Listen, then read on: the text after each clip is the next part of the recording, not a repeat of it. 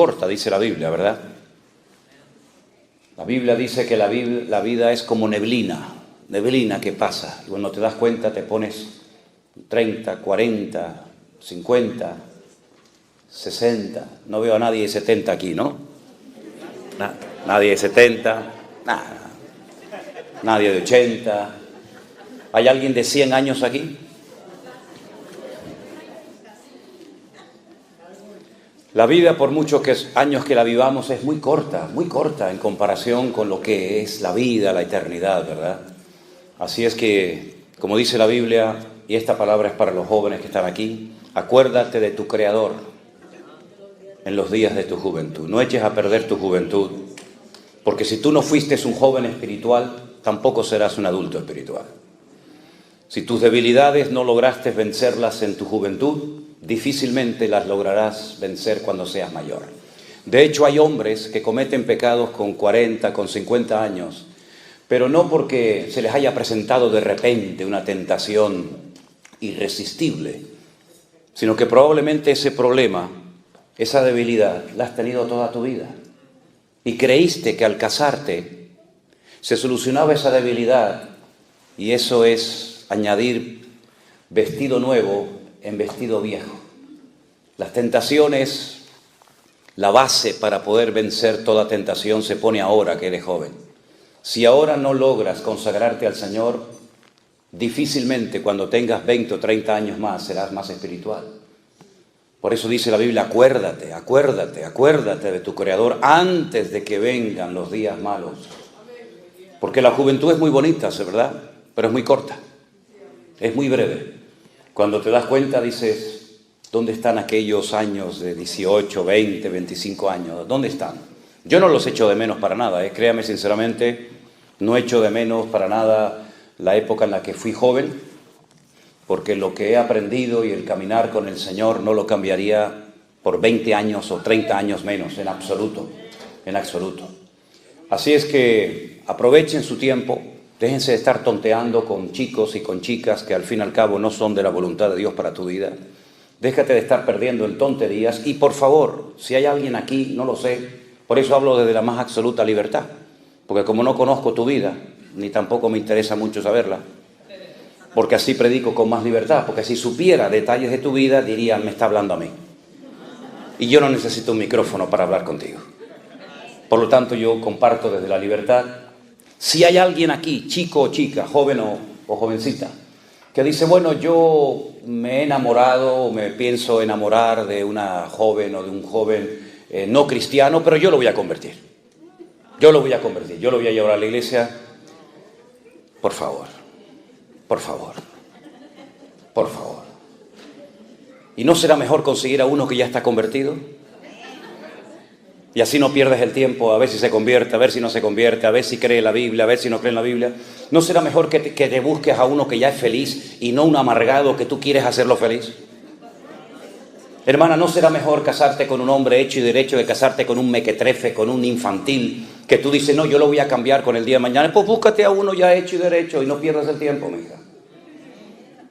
Es verdad que en algunos casos algún chico se enamoró de una chica inconversa y lo logró llevar a la iglesia y se convirtió. Sí, es verdad. Yo conozco muchos casos. Bueno, no tantos. Pero sí conozco miles de casos de jóvenes que arruinaron sus vidas, incluso hasta su futuro ministerio, porque se precipitaron, se equivocaron y destrozaron su presente y su futuro. Y piensa que después vendrán los hijos. ¿Y después qué? ¿Los llevamos a la iglesia católica a misa o los llevamos a la escuela dominical con el papá y con los abuelos? ¿Qué hacemos?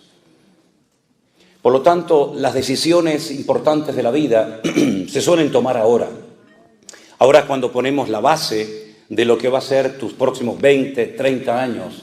Por eso ora al Señor, busca. Mira, más vale llorar una semana. Se lo dije hace poco a una muchacha, creo que fue en Las Vegas. Le digo, mira, más vale llorar, en Miami. Más vale llorar una semana que llorar toda una vida. Yo conocí a una muchacha que un día llegó y me dijo si le podía firmar los documentos para ingresar en una escuela bíblica, porque sentía en su corazón que tenía que prepararse para servir al Señor. Y yo se los firmé y bueno, fue a un campamento de jóvenes cristianos y cuando regresó me dice, no voy a ir a estudiar a la escuela bíblica. Y le digo, ¿por qué? Dice, porque he conocido a un chico, bueno, un chico, era un viejo, era mucho más grande que ella, ¿no? Y no voy a ir porque creo que este es el hombre de mi vida. Y le dije, la semana pasada me dijiste que Dios había puesto en tu corazón y que Dios te había llamado para que te prepararas y le sirvieras. Y en tan solo una semana Dios cambió de opinión y te puso en medio a un hombre que no es el hombre de tu vida y lo vas a ver. Bueno, no hubo manera de convencerla, se casó con él, fue la mujer más desgraciada del mundo. Los pocos años que duró con él fueron una tragedia, él le pegaba, él la humillaba, parecía cristiano, en la iglesia era un santo, en la casa era un demonio. Muy atractivo, muy alto, muy no sé qué. Esta chica, cuando la miraba a la cara, agachaba la cabeza porque sabía perfectamente que había destrozado su vida. Un día cuando fue a entrar a su carro, a su coche, al abrir así la puerta, ¡pum!, cayó muerta fulminada en el suelo y ahí quedó su historia. ¿Qué necesidad tenemos de complicarnos la existencia? ¿Qué necesidad tenemos de sufrir toda una vida, verdad? Por haber tomado una decisión equivocada, con el hombre o con la mujer equivocada. Porque esto no es un contrato, esto es un pacto.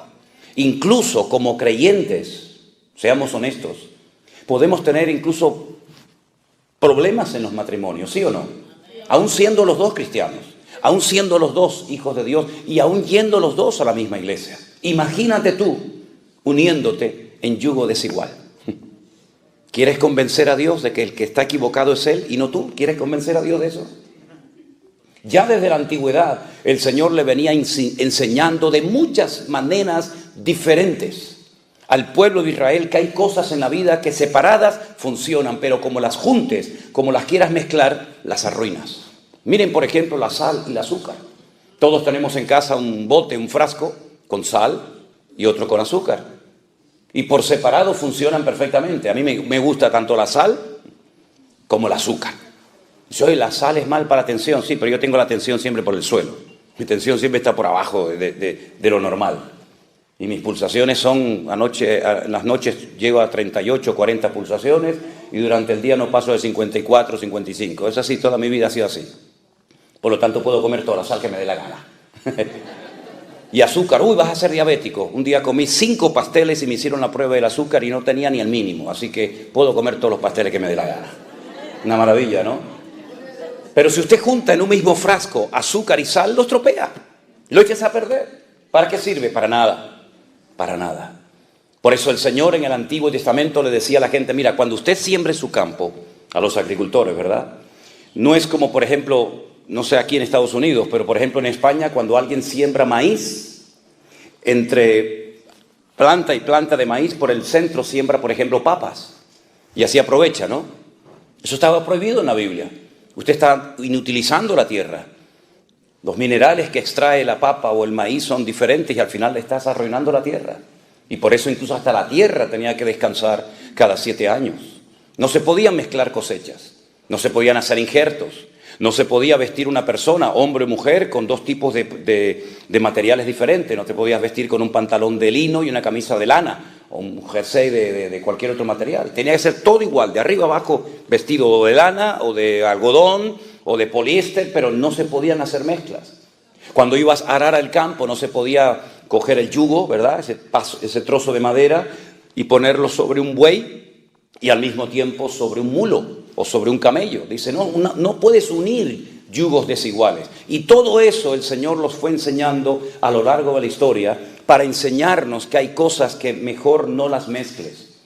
Y Pablo dice, no se puede mezclar luz con tinieblas, porque no son compatibles. Y no sé por qué, pero usted sabe perfectamente, esto lo saben hasta los ateos, hasta los que no creen en Dios, que si usted tiene un saco de, pongamos de papas, hoy me dio por las papas, mañana hablaré de otra cosa. Si usted tiene un saco de papas y tiene una sola podrida, ¿por qué las 99 sanas no sanan, no cambian a la enferma? No funciona así, no sé por qué. La podrida, aunque sea una sola dentro de 100, termina echando a perder a todas las demás.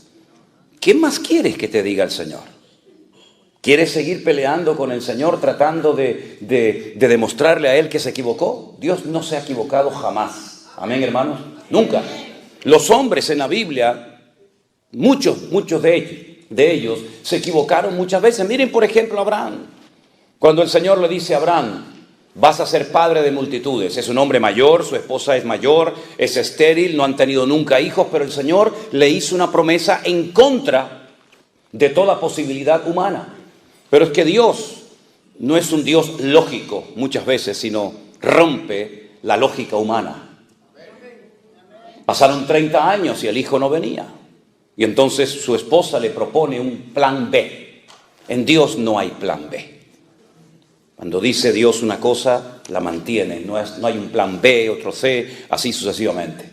La esposa le propone que tenga relaciones con una criada que la trajeron de Egipto. Fíjate, se fueron de Egipto, pero Egipto se metió en la casa. Y entonces, como Abraham era un hombre muy obediente, le dijo a su esposa, sí, mi amor, lo que tú digas. Y mantuvo relaciones con Agar. Se casó con el enemigo. Apostó por el caballo perdedor.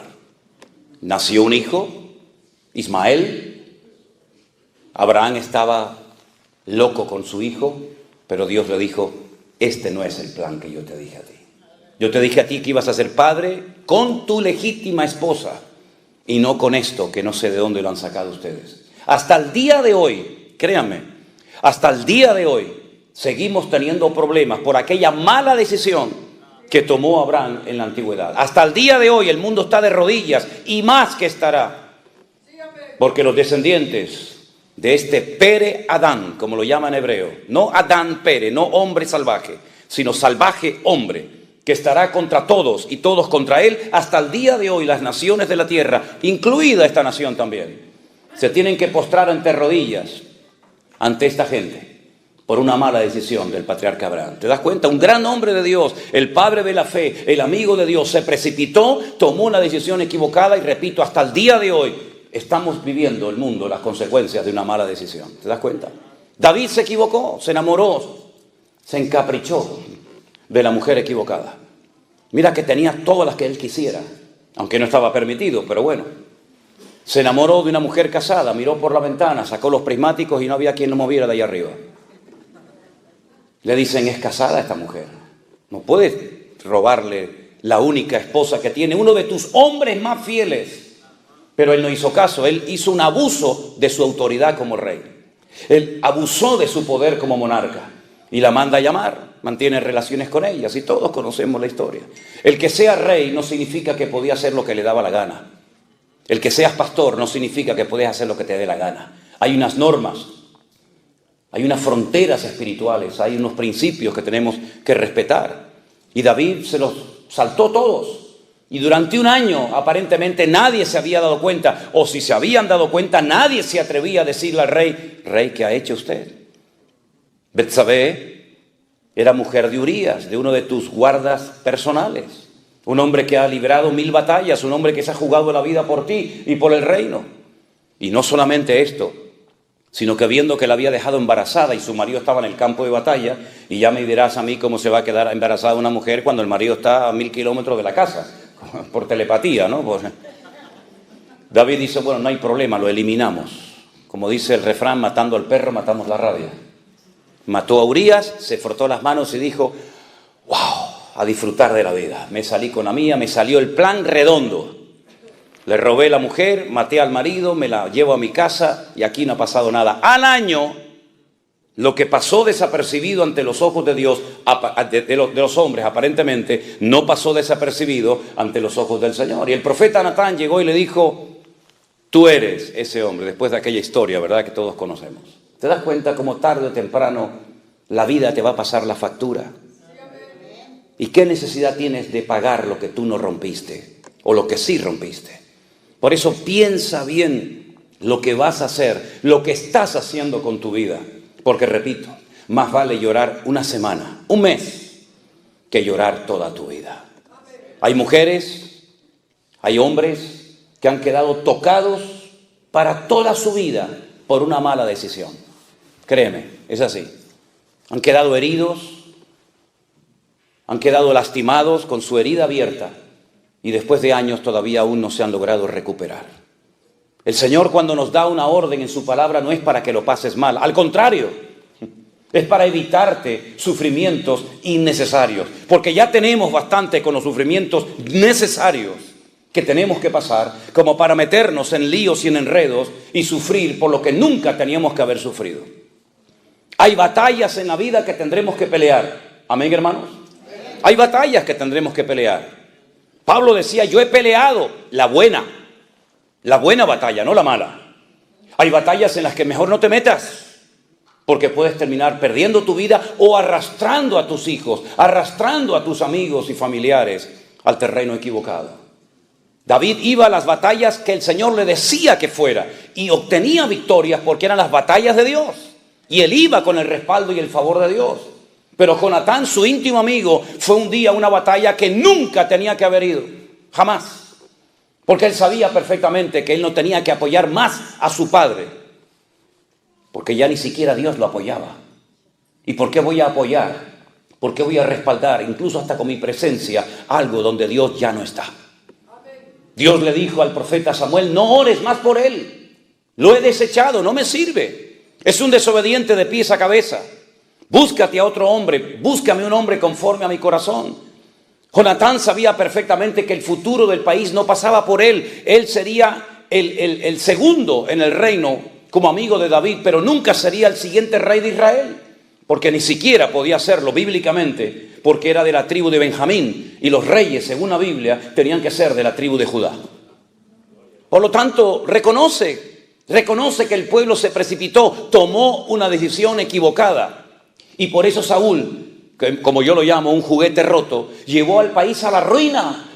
A la ruina. La gente estaba hundida en impuestos, en miseria, en pobreza, en depresión, en desánimo terrible. Preferían irse a una cueva, meterse con un pastor de ovejas, la cueva de Adulán, donde estaba David, que estar apoyando a Saúl. Pero su hijo, sabiendo que él no va a ser el rey de Israel, se va a pelear contra los filisteos. Y entonces dice la Biblia que ese día cayó muerto en el campo de batalla. Qué tristeza, ¿verdad? Un buen muchacho, era un buen muchacho. Jonatán era un hombre excelente.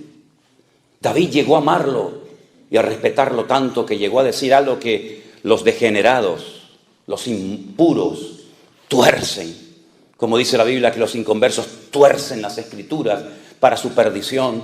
David, cuando se entera de que ha caído en el campo de batalla su íntimo amigo Jonatán, llora a gritos, se rasga las vestiduras y dice, Jonatán, Jonatán, amigo mío, que tu amor me fue más dulce que el de las mujeres. Lloró por su amigo Jonatán porque murió en un lugar equivocado, apoyando a alguien que nunca tenía que haber apoyado, ni siquiera juntarse con él. Y murió por pelear una mala batalla. Pero David nunca cayó en el campo de batalla porque peleaba las buenas batallas donde Dios le decía que tenía que estar. ¿Qué batallas tú estás librando como hombre? ¿Qué batalla tú estás librando como mujer, como madre, como hijo, como esposa? ¿Qué batalla estás librando? ¿Es una batalla buena? ¿Es una batalla necesaria por la cual tienes que pasar? Bueno, gloria a Dios. Dios te va a dar la fortaleza. Él es tu pronto auxilio en las tribulaciones. Por tanto, no temeré lo que me pueda hacer el hombre. Aunque un ejército acampe contra mí, no temerá mi corazón, porque tú eres mi luz y mi salvación. Caerán a mi lado 1000, 10.000 a mi diestra, mas a mí no llegará. En esas buenas batallas puedes contar con el favor y el respaldo de Dios. Pero en las malas batallas, donde tú te has metido por tu mala cabeza, por no haber consultado previamente con el Señor, puedes llegar a terminar perdiendo lo más valioso que tienes, tu alma, la vida eterna. ¿Y de qué sirve que ganes todo el dinero y todo el oro del mundo si pierdes tu alma? La Biblia llama al hombre que perdió su alma necio. Porque es un necio una persona que hipoteca su vida espiritual por una noche de placer. Es un necio una persona que cree que por pecar esa noche y salir con la suya e incluso llevarle la contraria a Dios sabiendo que está desobedeciendo al Señor, va a ser bendecido. Jamás el desobediente será bendecido por Dios. Nunca. Nunca. El desobediente, dice la Biblia, que Dios lo compara con un espiritista. Una persona que consulta los espíritus. Entra en el mundo tenebroso de las tinieblas para manipularlo y ponérsela a su favor. Dice, la desobediencia es como pecado de adivinación. Se lo dijo el Señor a través de Samuel al rey Saúl. Porque el desobediente es un manipulador. Siempre tiene una respuesta. Siempre tiene una excusa. Sí, pero, bueno, hay pecados peores, mamá. En la iglesia hay muchos hipócritas. Ay, por eso, como hay muchos hipócritas en la iglesia, ¿tú tienes licencia para pecar? Como le dijo el Señor a Job, ¿me vas a condenar a mí para justificarte tú? Claro que hay pecados peores que los que podemos cometer en la vida, pero tú no tienes que rendirle cuentas por nadie delante de Dios, sino cuidar tu vida, porque solamente tienes una. Y lo más importante de la vida, ¿sabes lo que es? La vida. Eso es lo más importante, la vida que tienes. Aprovéchala y viértela en las cosas del Señor antes de que vengan los días malos, dice la palabra de Dios, y no tengas en ellos contentamiento. Y en vez de haber muerto en paz, diciendo como aquel gran varón de Dios, he peleado la buena batalla. Aleluya. He acabado la carrera. He guardado la fe. Terminar tus días amargado, frustrado, solo, ¿verdad? ¿Qué necesidad tienes de hipotecar tu futuro? Porque ahora tal vez no estás poniendo a Dios en primer lugar en tu vida. Dios no es un añadido más. Tengo esto y también tengo a Dios. No. Dios tiene que ser el centro de nuestras vidas. Tiene que ser la base y fundamento de nuestro hogar. Tiene que ser lo más importante en la vida. Porque podrás tener muchas cosas, pero separados de mí, dijo el Señor, nada podrás hacer. Serás un hombre de éxito en los negocios, en empresas, en lo que tú quieras. Sin Dios eres un pobre desgraciado. A una iglesia entera, no a un individuo, no a una persona, sino a una iglesia entera, le dijo el Señor, pobres, ciegos, desnudos, miserables y desventurados. Jamás tales calificativos había utilizado el Señor para dirigirse a nadie, ni siquiera a su pueblo Israel. Sin embargo, esa iglesia que era la última mencionada en la Biblia, la iglesia de la Odisea, fíjate lo que ellos decían. Fíjate, escucha. No tenemos necesidad de nada. Nos hemos enriquecido. Y el Señor le dice, ¿cómo? ¿Que no tenéis necesidad de nada? ¿Estáis ciegos? Miserables. Compren colirio, que es como metafóricamente, compren algo, la fe que les va a producir ese cambio, esa transformación de la mente para que puedan ver la situación miserable en la que se encuentran. Es terrible, ¿verdad? Hay distintos niveles en el pecado. Y uno de los últimos eslabones de la cadena del desorden personal es la ceguera espiritual. Como decimos, ya ni siente ni padece. Tiene la conciencia cauterizada. Lo que antes le conmovía, ahora ni lo inmuta. La palabra que antes lo quebrantaba y le hacía llorar, como tiene su entendimiento entenebrecido, como se ha acostumbrado a pecar, su alma ha perdido la sensibilidad y es capaz de venir a un culto y estar pensando en lo que va a hacer dentro de un rato y volver a pecar otra vez. Porque son las distintas etapas, los distintos niveles de endurecimiento del alma. Y eso le ha pasado a mucha gente a lo largo de la historia. Que incluso veían la gloria de Dios, veían milagros tremendos, únicos e irrepetibles, como por ejemplo los vio Faraón. Pero dice que él endureció su corazón. Y el Señor le dijo, ¿quieres endurecer tu corazón? Pues yo ahora te voy a ayudar, te lo voy a endurecer 4 veces más. Y ya ni siquiera viendo milagros, ni siquiera viendo un río convertido en sangre, ni un mar abierto, ni nada, ya no era capaz de reaccionar porque endureció tanto su alma, se apartó tanto del camino de la verdad, que ya no había marcha atrás, ya no había retroceso, ya no había posibilidad de cambio. Y nadie pasa de la noche a la mañana de ser un buen cristiano, de ser un buen hijo de Dios, a este nivel que estoy hablando, pero es un proceso, hermanos. Denle importancia a las cosas pequeñas en su vida también, ¿saben? Denle importancia.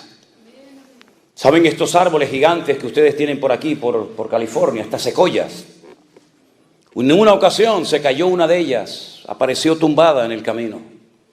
Y la gente dijo, ¿qué ha pasado con este árbol milenario? Este árbol que ha sido el orgullo de toda esta comarca. Y la gente venía de todas partes del mundo a sacarse fotografías. Ayer no hubo tormentas, no hubo un viento huracanado, no hubieron rayos, relámpagos, sino, ¿qué pasó? La gente se preguntaba. Bueno, vinieron unos expertos y extrajeron trozos de madera de su interior. Y cuando los analizaron en el laboratorio, llegaron a la siguiente conclusión. El árbol por fuera parecía muy lindo, pero el árbol por dentro estaba podrido.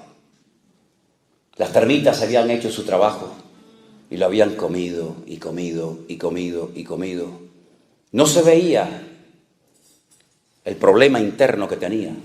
Por fuera era todo fachada y apariencia, hasta que una mañana cayó.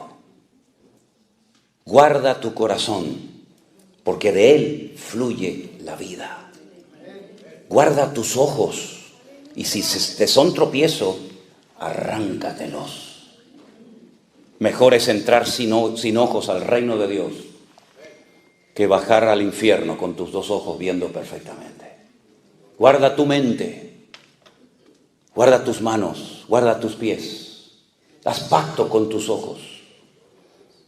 Y si te dominan, cósetelos. Pero no permitas que con tu mirada, con tu boca, con tus oídos, con tu corazón, peques contra tu Dios, el cual te anhela celosamente. Y si tienes problemas con esto, con el dinero, cósete los bolsillos. Dile a tu esposa, cóseme el bolsillo. Porque no sé si esto era para el Señor o era del bolsillo derecho.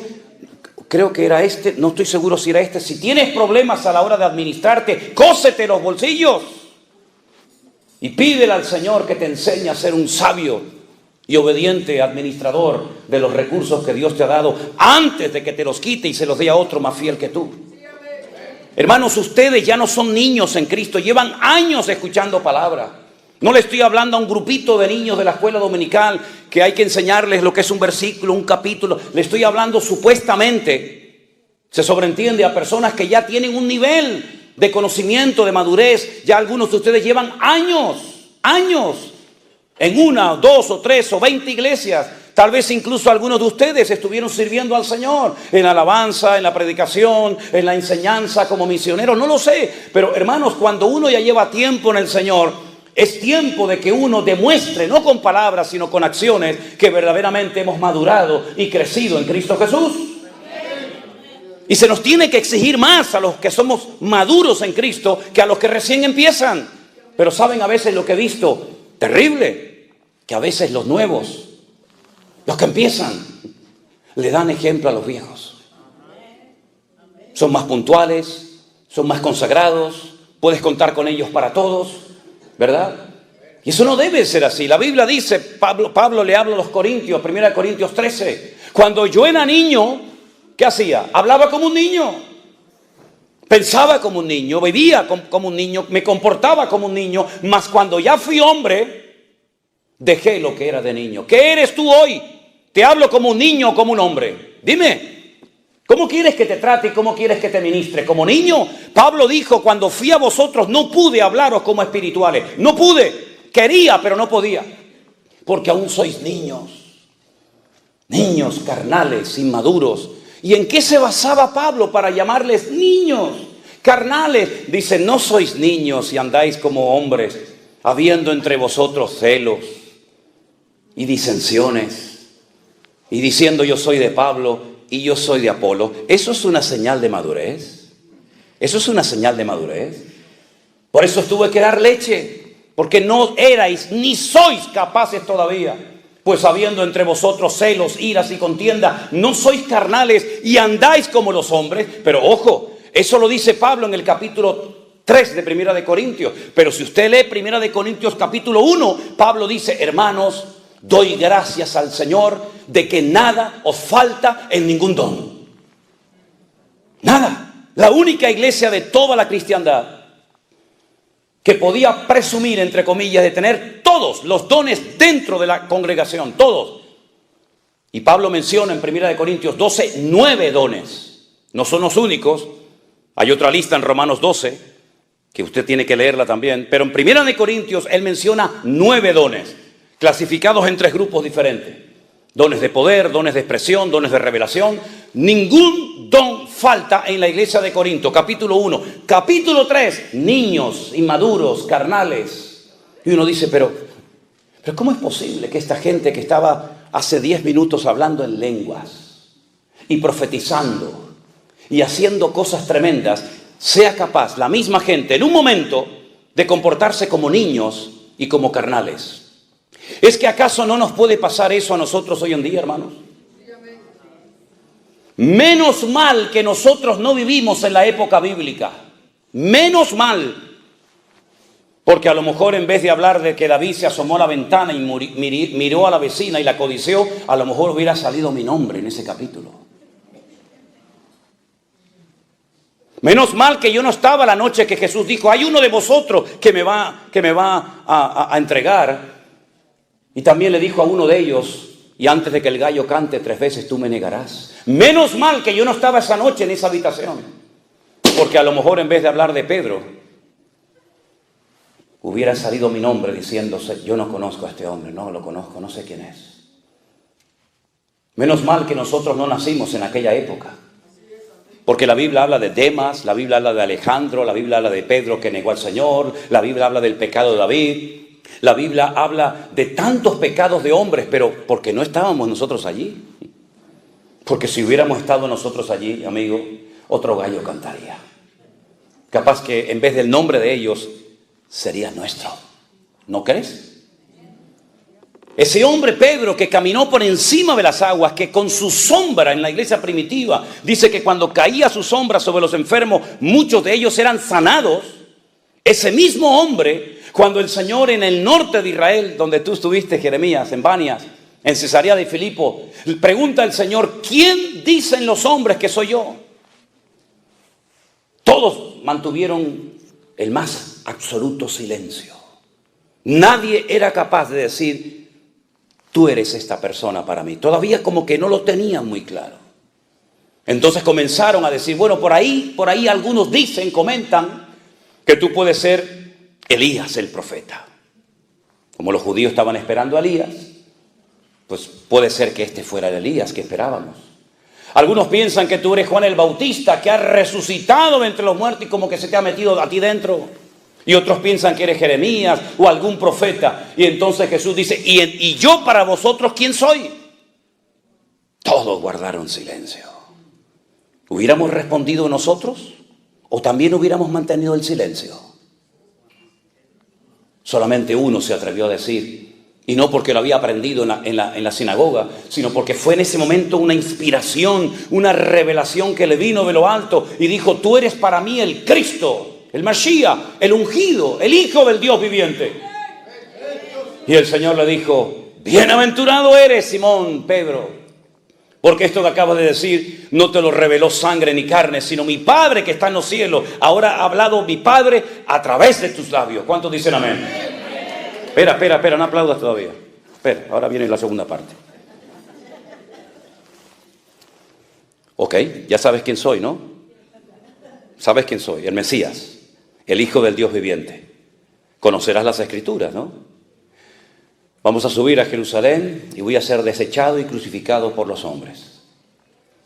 Y comienza a relatar todos los sufrimientos y toda la humillación que va a experimentar. Y lo tienes que saber porque tú sabes quién soy yo. En el momento en el que Pedro, que seguramente infló el pecho como el pavo real, mira lo que me acaba de decir el Señor. En el momento en el que Pedro se entera que van a matar a su Señor, que van a crucificar a su Maestro, automáticamente el mismo Pedro, recién felicitado por el Señor, recién alabado por el Señor, públicamente dice, no, espera, aguanta, no, de ninguna manera. ¿Cómo que te van a matar? Y yo que he dejado mi casa, mis barcas, mis redes, mi familia, mis amigos, yo que le he hablado a mis vecinos de que he encontrado al camino, a la verdad, a la vida, al autor de la vida, al consumador de la fe, yo que me la he jugado por ti, de ninguna manera, en absoluto. Yo no voy a permitir que te lleven a la cruz. Y el mismo Señor Jesucristo que recién lo acababa de alabar, ahora dice, apártate de mí, Satanás. Aplaude ahora si quieres. Ay, amigo.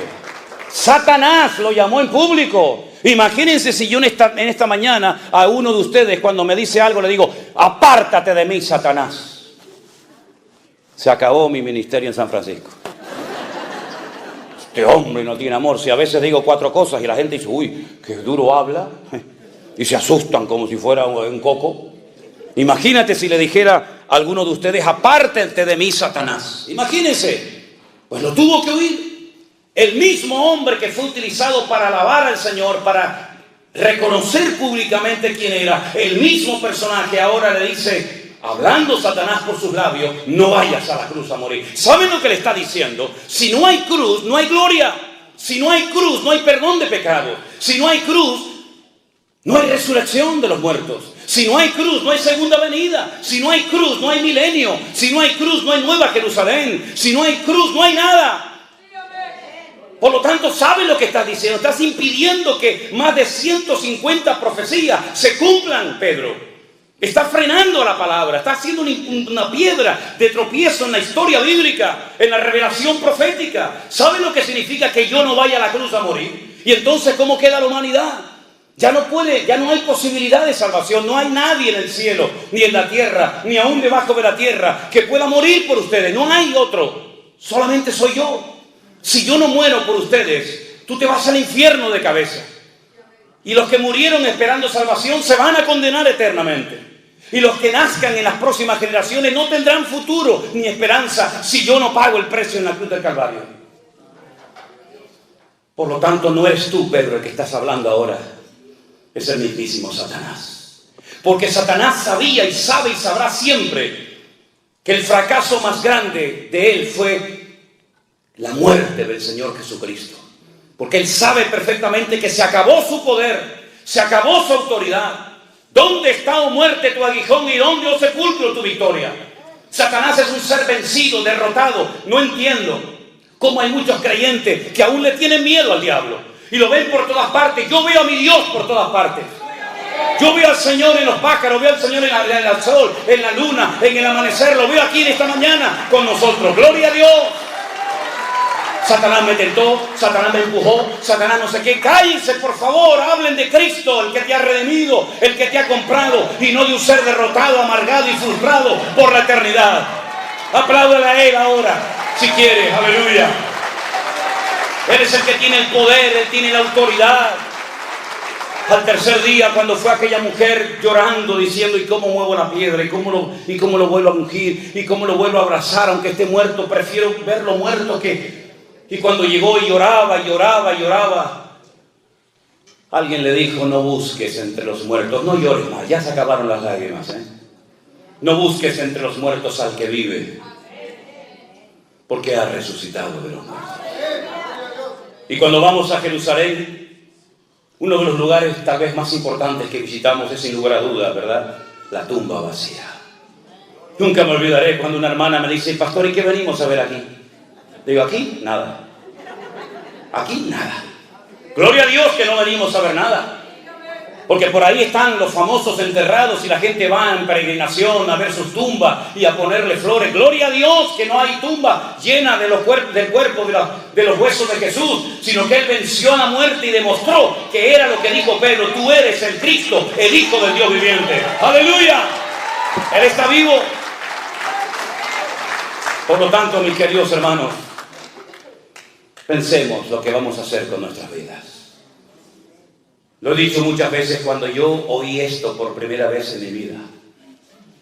Y oí a aquel hombre, aquel predicador que decía, Él murió por ti, Él resucitó al tercer día. Yo decía, Dios mío, si esto es verdad, si lo que este hombre está diciendo es verdad, yo se lo tengo de contar a todo el mundo.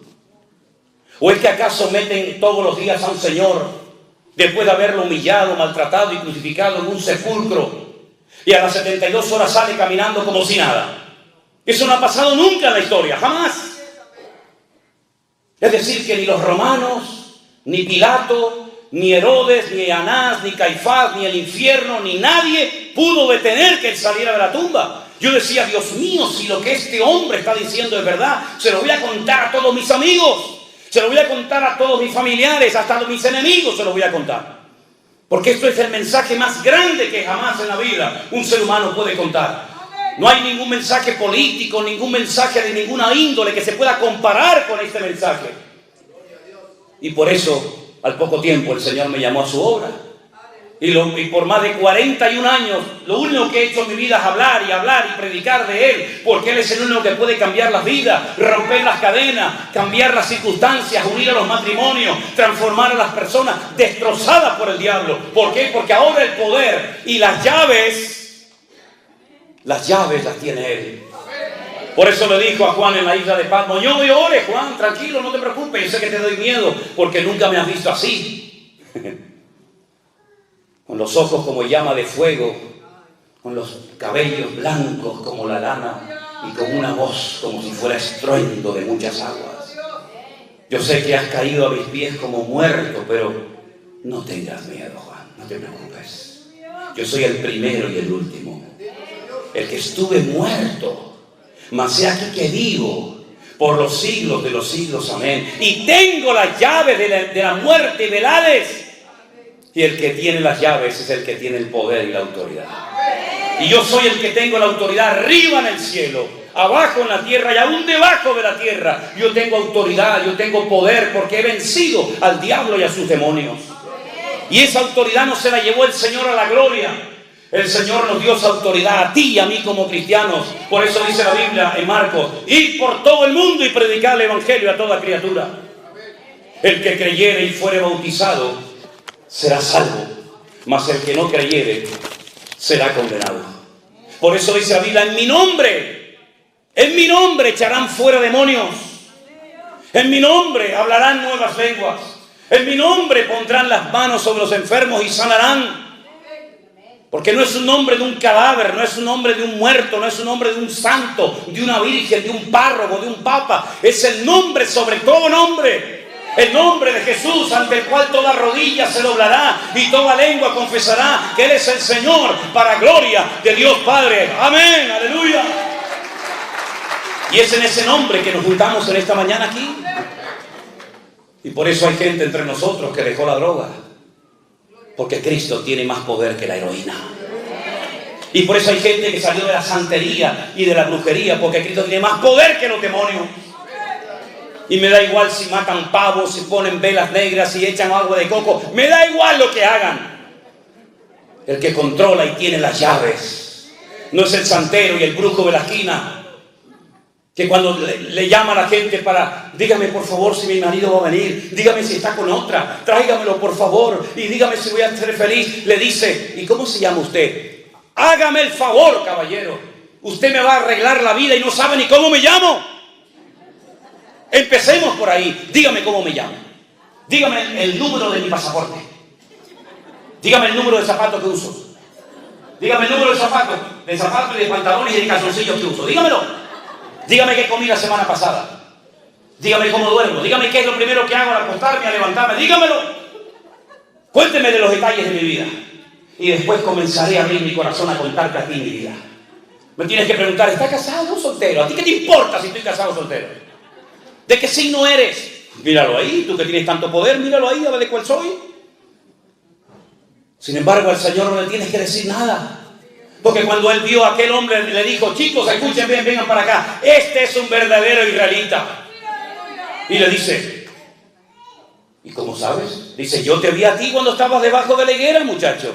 Y le dijo: Dios mío, dice, no te asustes. A partir de ahora verás más cosas más grandes que esa. El Señor sabe cómo eras en el vientre de tu madre y sabía si ibas a ser varón o hembra, porque no hay otro más que varón o hembra, ¿eh? No hay otra cosa, hay varón y hembra, no hay más. Aunque los degenerados digan que hay 37 sexos diferentes, mentira, no hay más, hay varón y hembra. Así dice la Biblia que Dios los creó. Es que soy una mujer y cuerpo de hombre, tú lo que eres un tarado, que no es lo mismo, un enfermo, que necesitas ayuda urgente, hijo. Falta una identidad tremenda, ¿verdad? Al Señor no tenemos que contarle nuestros secretos, porque Él dice que Dios nos entretejió en el vientre de nuestra madre. Y aún antes de nacer Él sabía que tú hoy ibas a estar en este lugar. Y te capacitó para que fueras una persona que viviera siempre como cabeza y no como cola. arrastrándote por la vida, sino de victoria en victoria, de gloria en gloria, de triunfo en triunfo y de bendición en bendición. Ese es nuestro Dios. Vendrán luchas y dificultades, da igual, mayor es el que está en mí que el que viene contra mí. Pablo decía, les voy a dar una lista de todo lo que yo he superado en la vida. Mira, ángeles, principados, potestades, lo presente, lo porvenir, lo alto, lo bajo, lo presente, lo futuro. Ninguna de estas cosas jamás nos podrá separar del amor de Dios que es en Cristo Jesús, Señor nuestro. Antes bien, en todas estas cosas somos más que vencedores. Hemos sido creados por Dios con amor, con mimo, con cariño. Aprende a respetarte, hombre. Aprende a valorarte. Dios te hizo así como tú eres. Y el día que tus padres tuvieron relación, 5, 6, 7, 8, 9, 10 millones, depende, podían haber nacido antes que tú. Pero ¿saben qué? Yo llegué el primero. ¿Me están entendiendo? Yo no sé dónde se quedaron los 9 millones, ni me interesa. Pero yo sé que cuando era una cosa así, con un rabo que parecía una lagartija más que un ser humano, yo le gané a todos. Y mi Dios permitió que yo llegara allí donde tenía que llegar. Y si antes de conocerlo a Él, si antes de tener el Espíritu Santo dentro de mi cuerpo, si antes de haber sido redimido y comprado por la sangre de Jesús, si antes de tener mi nombre inscrito en el libro de la vida, le gané a 9 millones o a 10 o a lo que fuera, ¿cuánto más ahora que el Señor está con nosotros como poderoso gigante y nadie nos podrá separar del amor de Cristo? Por lo tanto, no vivas como un mequetrefe, no vivas como un amargado, siempre pidiendo oración por aquí y por allá. Ore usted a Dios, que Dios a usted lo oye igual o más que a mí, mi querido hermano. No dependa del apóstol, no dependa del reverendo, no dependa del gran ungido de Jehová. Dependa única y exclusivamente de Él. Y si tiene un problema, entre en su casa, en su habitación. Cierre la puerta para que nadie le oiga. Póngase de rodillas. O tírese al suelo, como yo hago. Y tu Padre que te ve en lo secreto, te recompensará en público. Y aprender a descansar en Dios, decir, bueno, yo he orado, Dios me ha escuchado, ahora pacientemente voy a esperar a ver cómo Dios lo va a hacer. Pero que Dios tiene el control, no le quepa a usted la menor duda. Cuando aquel arcángel tremendamente poderoso, y les puedo asegurar que nada de lo que estoy diciendo lo tenía pensado compartir en esta mañana, créanme, en absoluto. Les puedo enseñar hasta los textos que tenía, pero el Señor me llevó por otro lado. Cuando aquel arcángel tremendamente poderoso se acercó a aquella jovencita comprometida con un tal José y le dice, salve muy favorecida, bendita tú entre las mujeres.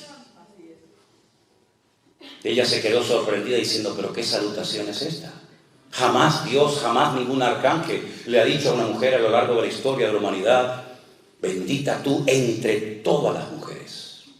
Y le da 7 profecías, están en Lucas, 7 profecías, 4 se han cumplido, 3 todavía faltan por cumplirse.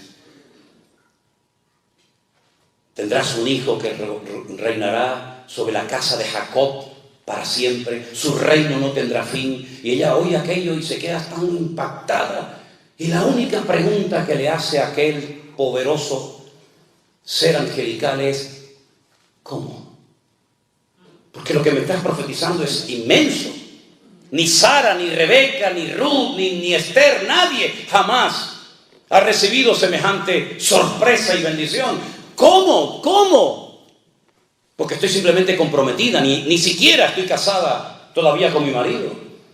Y la respuesta fue la misma respuesta que Dios a ti y a mí nos dará siempre cuando le preguntemos al Señor, ¿cómo lo vas a hacer, Señor?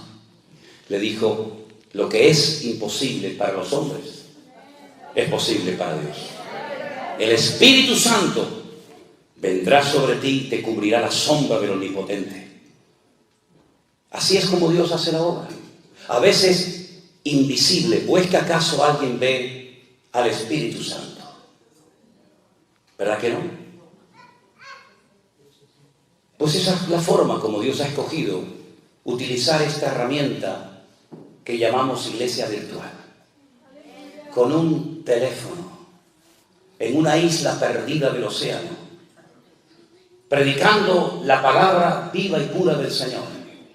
Una mano invisible, un poder invisible ha recorrido las naciones de la tierra y ha llevado a los pies de Cristo a miles y a miles y a miles, y los que faltan todavía por conocer el Evangelio del Señor Jesús. Porque la obra el Señor la hace de una forma invisible para que nadie se lleve la gloria, para que nadie diga, fui yo, mírenme a mí, aquí estoy. No, mi hermano, la obra quien la hace es el Señor. Por eso, mis queridos hermanos, deja que en esta mañana el Señor haga lo que Él quiera en su vida. No le den instrucciones al Señor. La oración no es para decirle a Él lo que tiene que hacer o cómo tiene que hacerlo o cuándo. No, la oración no es para eso. La oración es para poner nuestras necesidades, tener comunión con Él delante de su presencia y que Él haga como quiera y cuando quiera. Y puede ser que a lo mejor el deseo de tu corazón lo veas cumplido, o no. Porque el deseo del corazón del rey David era construirle un templo al Señor, ¿verdad? Y el Señor le dijo, no, pero Señor, tengo el oro, tengo la madera, tengo los planos, llevo toda la vida inventándome instrumentos musicales, llevo toda la vida componiendo salmos para que cuando se inaugure el templo, la gente cante tu palabra y te alaben y te adoren a ti. Y el Señor le dijo, no lo vas a construir, lo va a edificar tu hijo. Bueno, hay gente que trabajó para que nosotros estuviéramos hoy aquí. Pero a lo mejor nosotros estamos trabajando para otros que hoy todavía no están aquí. Somos simplemente un eslabón en una enorme cadena que lleva miles y miles de años creciendo por todas las naciones de la tierra. Y uno le pasa el testigo al otro, y el otro al otro, y el otro al otro, hasta llegar a nuestros días. Porque para poder llegar tú y yo en esta mañana a este lugar, hubo mucha sangre que se derramó por el camino. Y para yo poder abrir una Biblia y leerla, hubo mucha gente que murió quemados en la hoguera. Lejos de aquí, pero murieron quemados. Y para que yo pudiera tener una palabra y decir, mira, el Señor dijo esto y dijo aquello, y para que la pudiéramos entender en nuestros propios idiomas y lenguajes, hubo un sacrificio tremendo que otros tuvieron que hacer para que hoy yo aquí sentado en este lugar tan hermoso pueda disfrutar y alabar a mi Dios. Pero nuestros hermanos en el pasado pagaron un precio elevadísimo.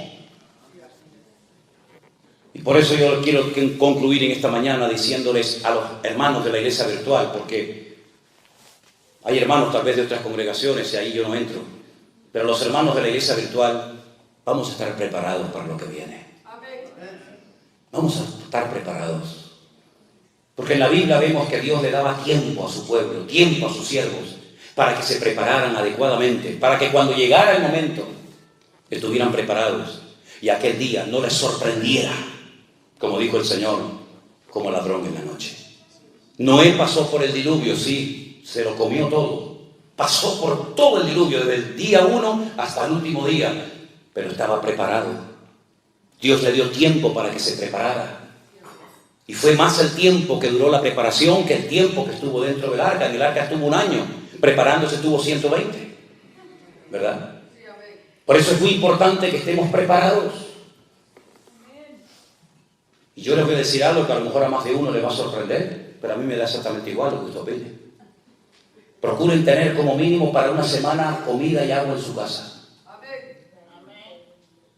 Si me equivoco y no pasa nada, no pasó nada. Pero procuren, queridos hermanos, prepararse por si viene un gran terremoto como le vino a nuestros hermanos en Turquía el otro día. Que yo estaba en Israel y me dijeron, 300 personas han muerto esta noche. Digo, 300 personas, 300.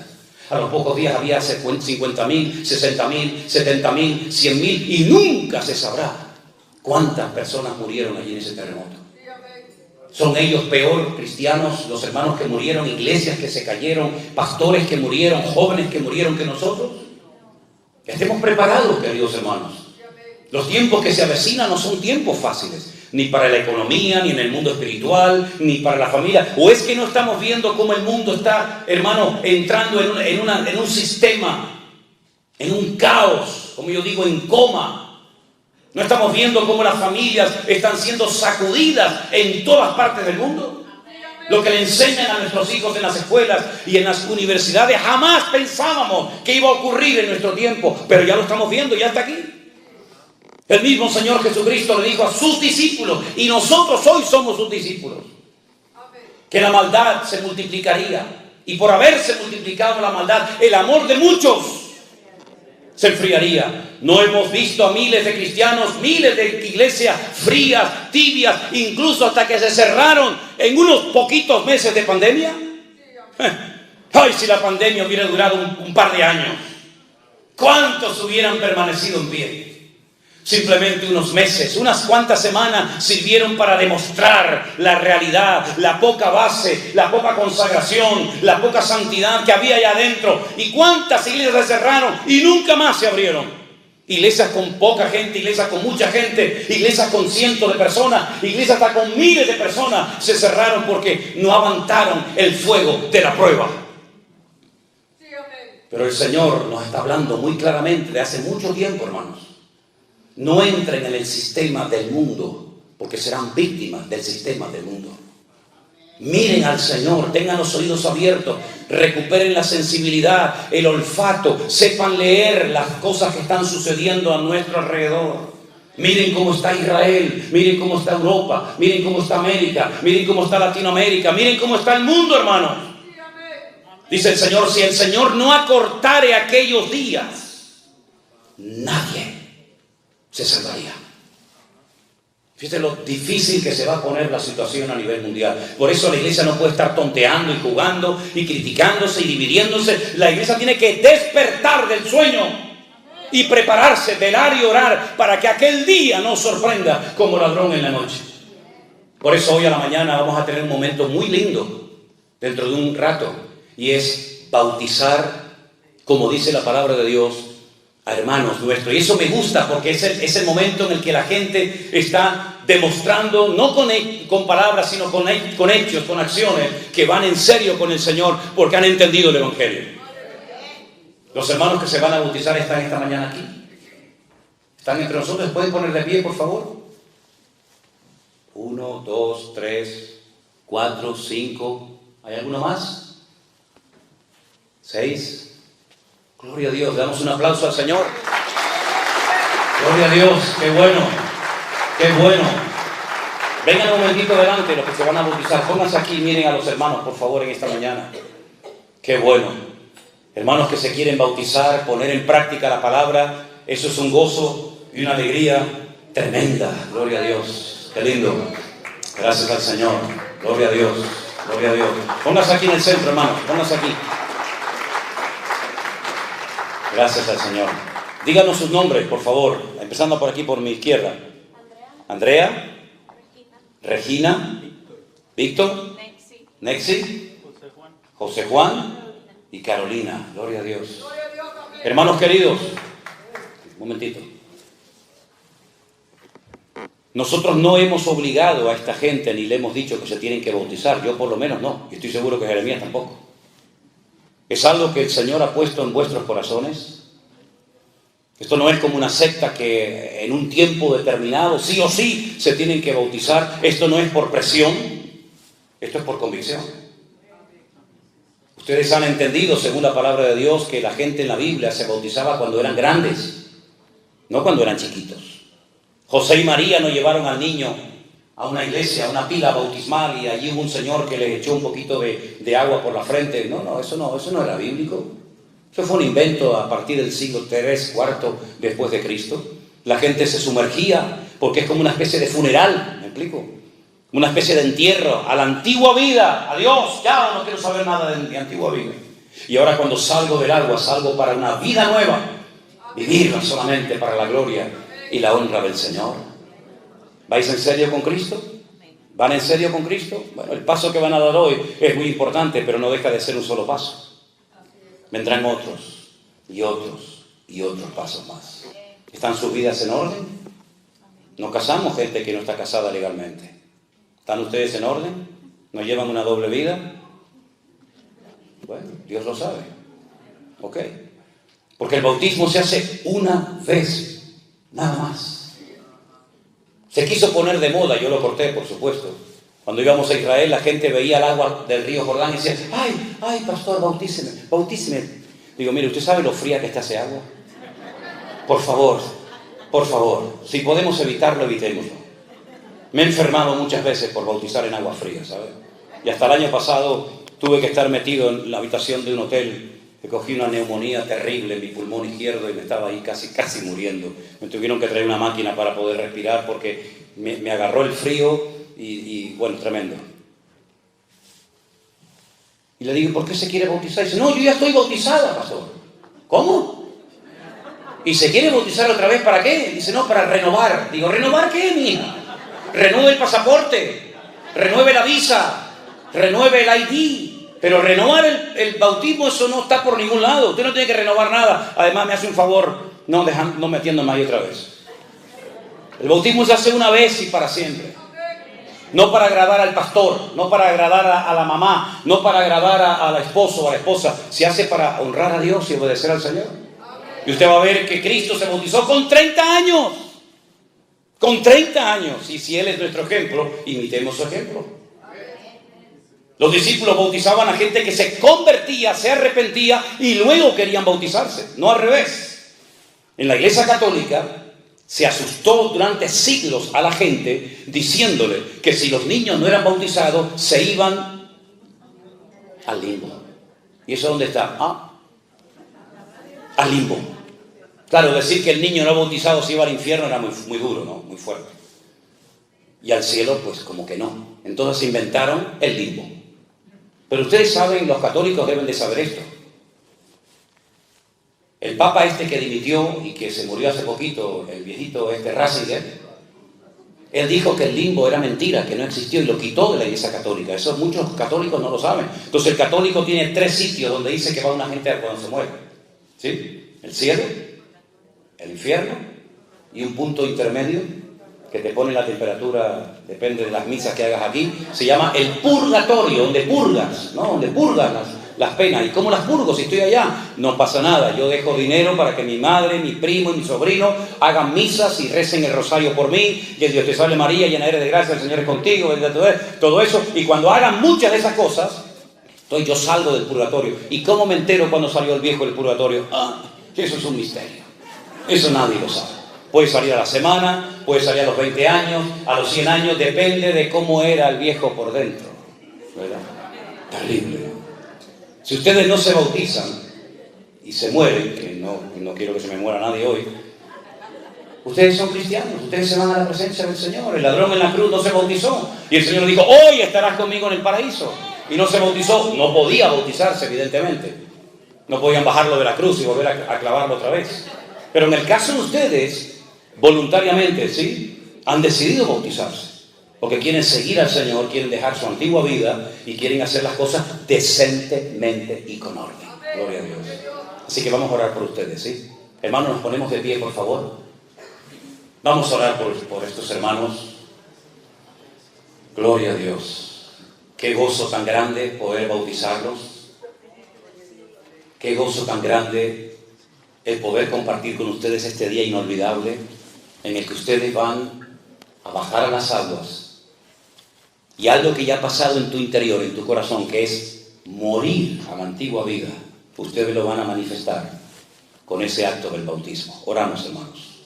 Bendito Padre Celestial, muchísimas gracias, Dios mío, en esta mañana por este privilegio que nos da de poder estar aquí juntos con estos hermanos que han nacido de nuevo, que te han recibido, te han conocido en sus corazones como su Señor y como su Salvador personal. Te ruego, Señor Dios del cielo y de la tierra, que tú bendigas a estas almas, a estos hermanos en el día de hoy, que recuerden toda su vida, el paso público que dieron delante de Dios y delante de nosotros como testigos. Fortalécelos en la fe. Agárralos, Dios mío, fuertemente de la mano, para que toda semilla, toda palabra de Dios que se ha sembrado en sus corazones, nunca nadie la pueda arrebatar, Señor. que puedan crecer, que puedan madurar, que puedan desarrollarse como hijos, como hijas tuyas, y que te den a ti toda la gloria y la honra, y que nunca más vuelvan a su antigua vida, Señor, sino que te sigan fielmente hasta el último momento de sus vidas. Que corran que corran la carrera, que peleen la buena batalla, que conserven la fe y que nunca se aparten de tu salvación que tenemos en Cristo Jesús, Señor nuestro. En el nombre de tu amado Hijo Jesús pedimos todo. Amén y amén. Damos fuertes aplausos al Señor. Gracias, hermanos. Dios les bendiga. Ven con asiento. Dios les bendiga. Aleluya. Gloria al Señor. Gloria al Señor. Amén. Quiero leerles unos versículos. Si quieren sentarse como ustedes quieran, ¿sí? El Señor Jesucristo, cuando se despidió de sus discípulos, se los llevó a las afueras de Jerusalén, a un pueblecito que se llamaba Betsaida, y allí donde vivía Marta y María y Lázaro, desde el Monte de los Olivos, el Señor asciende a la gloria, pero antes de irse les dijo: toda potestad me es dada en el cielo y en la tierra. Por tanto, id y haced discípulos a todas las naciones, bautizándolos en el nombre del Padre y del Hijo y del Espíritu Santo, enseñándoles que guarden todas las cosas que os he mandado. Y he aquí, yo estoy con vosotros todos los días, hasta el fin del mundo. Amén. Estas fueron las últimas palabras, las últimas instrucciones que el Señor Jesucristo le dio a sus discípulos. Vayan por todas las naciones de la tierra, no se encierren en cuatro paredes, salgan y anuncien mi palabra. Y cuando la gente se convierta, cuando la gente entienda el Evangelio, los bautizan. Y entonces díganles que yo voy a estar con ellos todos los días hasta el fin del mundo, que nada ni nadie los arrebatará jamás de mi mano. Y además, instrúyanlos, enséñenlos a que no solamente sean seguidores míos, sino discípulos míos. ¿Cuál es la diferencia? Hay una diferencia enorme. Un seguidor es una persona que sigue, pero no termina nunca de comprometerse. Tal vez no puedes contar con él, es una persona que siempre tiene otras cosas más importantes según él, antes que servir al Señor, etc. Pero el discípulo es la persona que se pone bajo la disciplina de su maestro.